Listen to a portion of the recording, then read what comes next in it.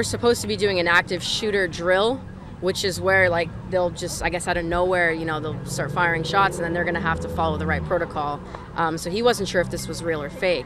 So he texted us, he's like, hey, I hear gunshots, don't know if it's real, I'll let you know what happens. And then now our family's texting us what's going on, and it's real. It's realer than ever right now. When you say it's real, so someone at home can understand, what do you mean by that? The gunfire was real. There's someone that wants to hurt other people. It's not fake.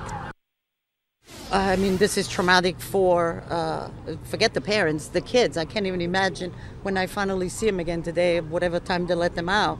It's certainly going to be a huge trauma for the kids, and I don't know what's going to happen with the school. We always felt so safe in Parkland School, so that's our huge concern. We're hearing from parents whose kids were at the school today. Many parents are breathing a sigh of relief. Others are not as fortunate.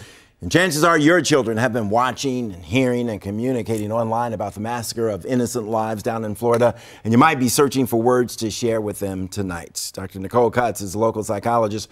We talked to you earlier this year about whether compassion fatigue had set in about all these school shootings, and I called you late today, and what did I say? I said, Nicole, I need you. We need to hear your words tonight. Yeah. What are you thinking? What are your thoughts? Well, the first thing I'm thinking is, I'm tired of this.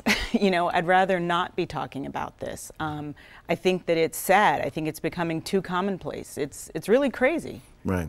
Parents got to talk to their kids. Yeah. Okay.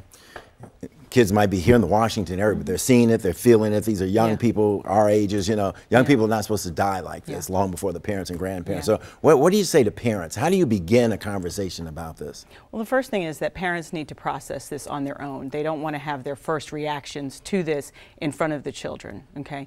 So they need to process it and have an idea of how they feel and what they want to say. And then they need to talk to their children, and they need to listen to them. Now, it does depend on the age of the children.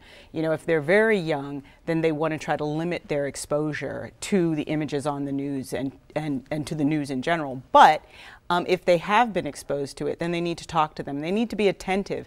Young children don't always express their feelings, so you can look for warning signs, like do they seem anxious, do they not want to go to school, and that might be a sign there. Older children, you can talk to them, tweens and teens, and ask them, do they know about, what have they heard, and to ask them how they're feeling about it and really listen to them. And then for tweens, parents want to share their take on the situation as well as listen to them. Let me get you to react to this. I'm really talking about the middle schoolers and the teens, I suppose. I found in my experience from just covering the city and a lot of the downside of what happens to young people, that when young people become convinced that you can no longer protect them, that you're not good at your word, they start making their own decisions. Your relationship changes with those young people. Why wouldn't young people watching this, and not just this shooting, but the other 18, decide, look, you can't protect us. I'm going to protect myself. We know some kids do start arming themselves. Maybe they stop going to class. Maybe they stop listening to us. What do we do? Well, you have to be honest with them. You can do only so much to protect them. So you need to be honest with them. Acknowledge that bad things do happen, but also talk to them, reassure them about the things that parents and teachers and the administration is doing to keep them safe.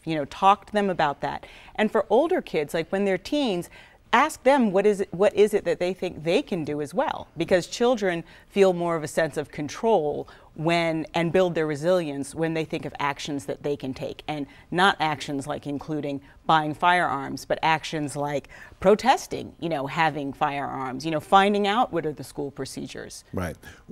Where you can afford it, where your health insurance covers it, when should you take the step of seeking some professional help for your child if they're having an incredible reaction to this that's not safe? Well, if you talk to them and they don't seem reassured, let's say they're having nightmares, they don't want to go to school, you can say to them, I'd like us to go and talk to somebody, and and make sure that it's somebody who has some expertise in dealing with trauma in children, because they're experts at dealing with that. And if need be, the parents need to go too. Oh yeah, definitely. So you can argue. Okay, Dr. Cutts, thank you very much for your time. Thanks.